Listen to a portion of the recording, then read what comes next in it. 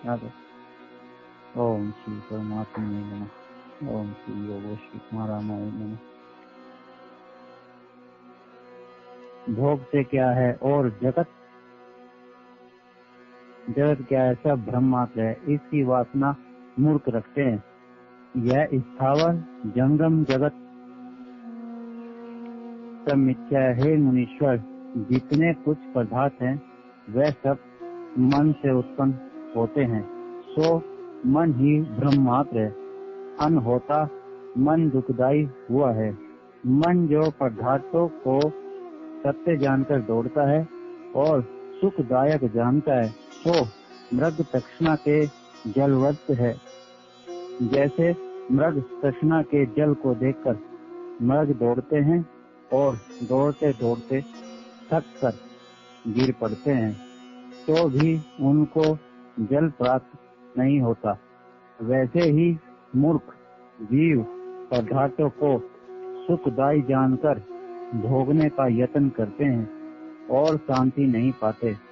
हे मुनीश्वर, इंद्रियों के भोग प्रवृत्त हैं, जिनका मारा हुआ जन्म मरण और जन्म से जन्मांतर पाता है। भोग और जगत सब भ्रम मात्र है। उनमें जो आस्था करते हैं वह महामूर्ख है। मैं विचार करके ऐसा जानता हूँ कि सब आगमा पाई हैं, अर्थात आते भी हैं और जाते भी हैं। इससे जिस पदार्थ का नाश न हो वही पदार्थ पाने योग्य है। इसी कारण मैंने भोगों को त्याग दिया है। हे मुनीश्वर, जितने संपदा रूप पदार्थ भासते हैं वह सब आपदा हैं। इनमें रचक भी सुख नहीं है, तनिक भी थोड़ा भी सुख नहीं है। जब इनका वियोग होता है तब कंटक की नाई मन में चुभते हैं। जब इंद्रियों को भोग प्राप्त होते हैं तब जीव राग द्वेष से जलता है, और जब नहीं प्राप्त होते तब तृष्णा से जलता है। इससे भोग दुख रूपी है। जैसे पत्थर की शिला में छिद्र नहीं होता, वैसे ही भोग रूपी दुख की शिला में सुख रूप छिद्र नहीं होता। हे मुनीश्वर, मैं विषय की तृष्णा में बहुत काल से जलता रहा हूँ। जैसे हरे वृक्ष के छिद्र में अग्नि धरी हो तो धुआं हो थोड़ा थोड़ा जलता रहता है, वैसे ही भोग रूपी अग्नि से मन जलता रहता है। क्यों में कुछ भी सुख नहीं है, दुख बहुत है। इससे इनकी इच्छा करना मूर्खता है। जैसे खाई के ऊपर रणक और पात होते हैं और उससे खाई आच्छादित हो जाती है, उसको देख हरिण कूदकर दुख पाता है। वैसे ही मूर्ख भोग को सुख रूप जानकर भोगने की इच्छा करता है, और जब भोगता है तब जन्म से जन्मांतर रूपी खाई में जा पड़ता है और दुख पाता है।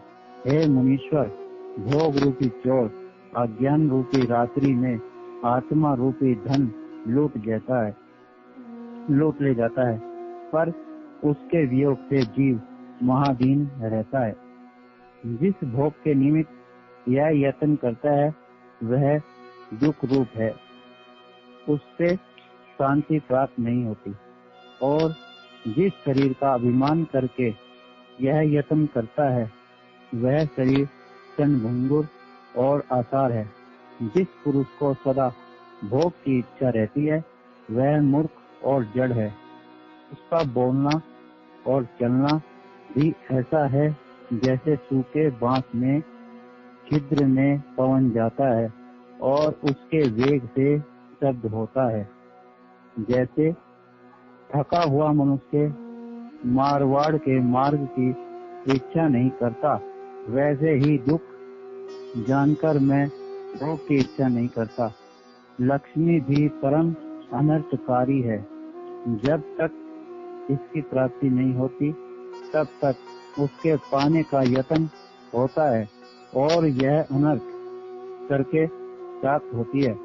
जब लक्ष्मी प्राप्त हुई तब सद्गुण अर्थात शीलता, संतोष, धर्म, उदारता, कोमलता, वैराग्य, विचार, दयादि का नाश कर देती है।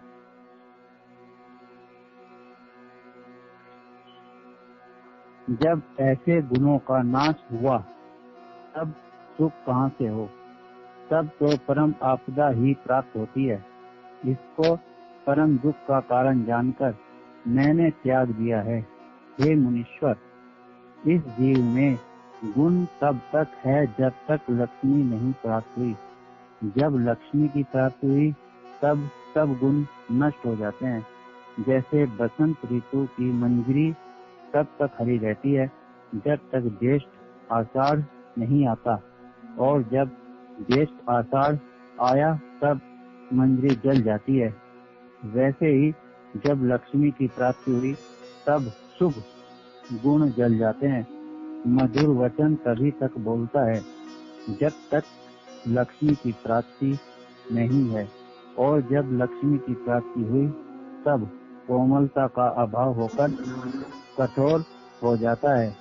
जैसे जल पतला तब तक रहता है जब तक शीतलता का संयोग नहीं हुआ, और जब शीतलता का संयोग होता है तब बर्फ होकर कठोर दुखदायक हो जाता है।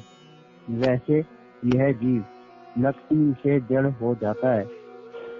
हे मुनीश्वर, जो कुछ संपदा है वह आपदा का मूल है, क्योंकि जब लक्ष्मी की प्राप्ति होती है तब बड़े बड़े सुख भोगता है, और जब उसका अभाव होता है तब तृष्णा से जलता है और जन्म से जन्मांतर पाता है। लक्ष्मी की इच्छा करना ही मूर्खता है। यह तो क्षण भंगुर है।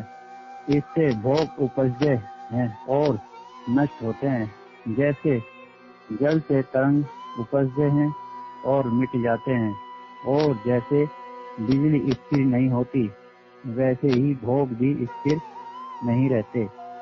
पुरुष में शुभ गुण तब तक है जब तक तृष्णा का स्पर्श नहीं, और जब तृष्णा हुई तब गुणों का अभाव हो जाता है। जैसे दूध में मधुरता तब तक है जब तक उसे सर्प ने स्पर्श नहीं किया, और जब सर्प ने स्पर्श किया तब वह दूध विष रूप हो जाता है। इति श्री योग वशिष्ठ वैराग्य प्रकरण राम वैराग्य वर्णनाम सप्तम सर्ग।